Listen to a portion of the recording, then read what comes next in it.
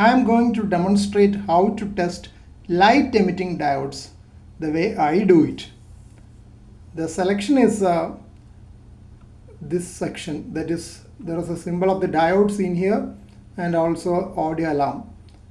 Audio is useful when you are testing continuity. You will hear an audio sound, while for diode, usual diodes you will have the voltage drop across it, but for a light emitting diode you can see the diode glowing also.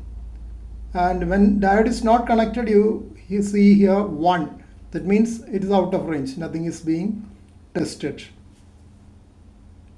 Now I have kept a diode there. You can see that the diode is glowing.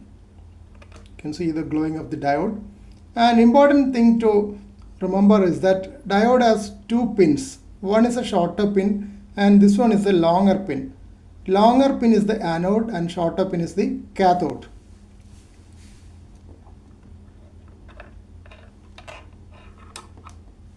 You have to see to it that the longer pin goes to the red or the positive pole coming from the multimeter. You can see this is the red one, this is the ground, negative one. So the shorter pin will be connected to the common port and the longer pin will be connected to the active port. Now see what happens when this diode is connected. There is no error in connection because this is the longer pole connected to the red connection from the multimeter and the shorter pole to the negative or the common port of the multimeter. But the LED is not glowing.